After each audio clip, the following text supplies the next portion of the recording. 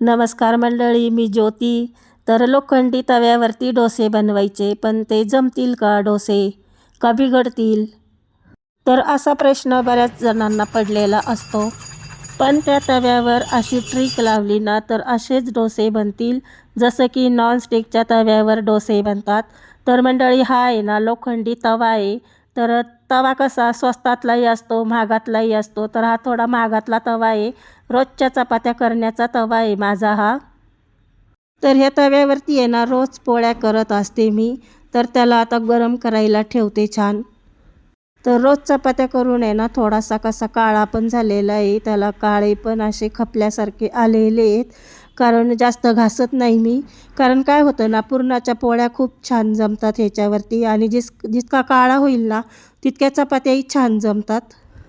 तर आता तवा तापून घेतला छान, गॅस बारीक केला आणि हे तेल पाण्याचं मिश्रण आहे. दरवेळेस मी डोशासाठी हेच वापरते. फक्त पाण्यात थोडंसं तेल टाकते आणि कपडा टाकून पुसून घेते तव्याला, तेल पाणी टाकून. आणि त्यानंतर तवा सुकल्यानंतर त्यावर असं पळीभर बॅटर टाकते डोशाचं. तर बघा, ट्रिक लावण्या अगोदर अजिबात डोसा पसरतसुद्धा नाही आहे आणि जडसुद्धा चाललं आहे ते पसरवण्यासाठी. तर हा डोसा आहे ना इतका छोटा पसरला गेला, जास्त मोठा पसरला गेला नाही, का की ह्याच्यावर आपण ट्रिक लावलेली नाही आहे अजून. आणि सुकल्यानंतर वरच्या बाजूनी तेल पण टाकलं, जसं की आपण टाकतो डोशांसाठी. तर हा थोडा भारीतला आहे ना, थोडा महागातला तवा आहे, त्यामुळं चिटकला वगैरे नाही आहे. जर हलक्यातला तवा राहिला असता ना तर चिटकला असता. पण एकदम असं जसं की आपण थालपीठ करतो ना धिरडे, तसं हे डोसा तयार झालेला आहे आपला. त्याची साईजसुद्धा छोटी आहे आणि जाडसर असं तयार झालं ते, का की पीठ आहे ना रेटल्याच गेलं नाही पुढं. तर असा डोसा छान वाटेल का आपल्याला खायला? नाही ना. तर आता काय करायचं, तवा चांगला कडक तापून घ्यायचा एकदम. जे काही त्याच्यावर खपल्या काही काळे असे आले असतील ना, तर ते असे चमच्याने पूर्ण काढायचे. जर तुमच्या तव्यावर नसतील ना तर फक्त गरम करून तारेच्या घासणीने घासून घ्या. पण ह्याच्यावर आता मी काळाच केलेला आहे ना तो, तर त्याच्यामुळं थोडंसं मला असं खरडावं लागतं. तर गरम करून आहे ना 1 ते 1.5 मिनिटं इतकं तवा छान खरडून घ्यायचा. त्याच्यावर एखादा कण पण राहिलेला असला ना की तो चमच्याने निघून जातो.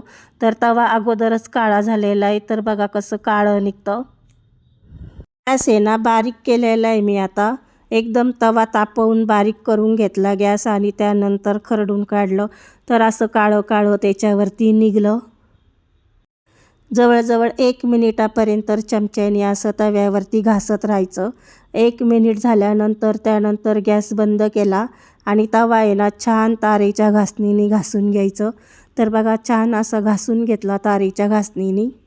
आता पुन्हा गॅस चालू करून तवा ठेवला आहे गॅसवरती तापायला. एकदा कडक तापून घ्यायचा छान आणि तापल्यानंतर काय करायचं, गॅस बारीक करायचा एकदम. त्यावर एक 4 ते 5 थेंब तेल टाकायचं आणि त्यानंतर गॅस पुन्हा मोठा करायचा. एक अर्धा मिनिट इतकं तेल टाकून ठेवायचं गॅसवरती आणि तवा असा चांगला तापल्या गेला पाहिजे ना, की त्याच्यामधनं असा धूर निघाला पाहिजे. आणि त्यानंतर पुन्हा मी गॅस बारीक केला. तेल टाकण्याच्या अगोदर बारीक केला, पुन्हा तेल टाकल्यावर पुन्हा मोठा केला आणि आता परत बारीक केला धूर निघाल्यानंतर. कारण आहे ना हाताची पण काळजी घ्यावी लागते. तर एक जाड असा पेपरचा कागद गोळा करून घेतला. जितका जाड घेतला तितकं चांगलं आहे. बारीक घ्यायचा नाही, जाडच घ्यायचा. मोठा गोळा करून घ्यायचा आणि तव्याला जवळजवळ एक 30-35 सेकंदा इतकं असं कागदाने घासून काढायचं. कागद पुन्हा पलटी करून थोडं उलट-पालट करून, का की कागदच मोठा घेतलेला आहे मी, जो वर्तमान पेपर येतो किंवा कुठलाही कागद घेतला तरी चालतो. तर असं 30 ते 35 सेकंदापर्यंत मी घासून घेतलं. आणि हाताची काळजी घ्या, गॅस बारीकच ठेवा. बारीक गॅस असतानाच त्याच्यामध्ये असं चिमूट मीठ घेऊन पूर्ण तव्यावरती मीठ पसरवून घ्यायचं. गॅस आपला बारीकच आहे ही प्रोसेस करताना. असं थोडं थोडं मीठ घेऊन असा पातळ थर द्यायचा, एकदम जाड थर नाही करायचा. फक्त असं सगळीकडं शिंपडल्यासारखं मीठ शिपडायचं आणि थोडंसं मिठाचा कलर बदलेपर्यंत 30-35 सेकंद पुन्हा मीठ ठेवायचं त्याच्यावर. 30-35 सेकंद झाल्यानंतर मीठ एकदम छान तापतं, गरम होतं आणि पुन्हा एक कागद घ्यायचा. तर मी तोच कागद वापरला, तो इतका खराब झालेला नाही आहे. थोडंसं मिठाचा लालसरपणा येतो आणि मिठाने काय करायचं, असं कागद हातामध्ये घेऊन तव्याला पूर्ण मीठ असं घासून काढायचं. जवळजवळ 1 मिनिटापर्यंत ही प्रोसेस करायची आहे. तेव्हा आपला तवा तयार होतो डोसे बनवण्यासाठी. मिठाने काय होतं ना, एक अर्धा कण जो काही राहिलेला असतो ना, तर तो निघून जातो. तर असं 1 मिनिटापर्यंत मीठ घासून घेतलं आणि त्यानंतर मीठ गोळा करून पूर्ण मीठ काढून घेतलं. आता यानंतर तव्याला धुवायचं वगैरे काहीच नाही.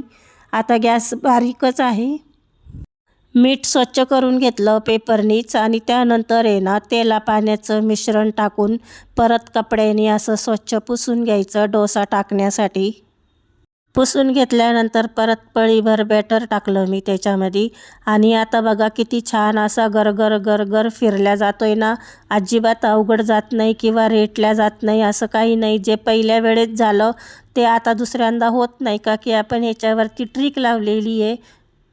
आणि त्यानंतर बघा तवा एकदम नॉनस्टिक तव्याचं काम करतोय, ते आपल्याला दिसतच आहे. हा अगोदर केलेला डोसा आहे ट्रिक लावण्या अगोदर.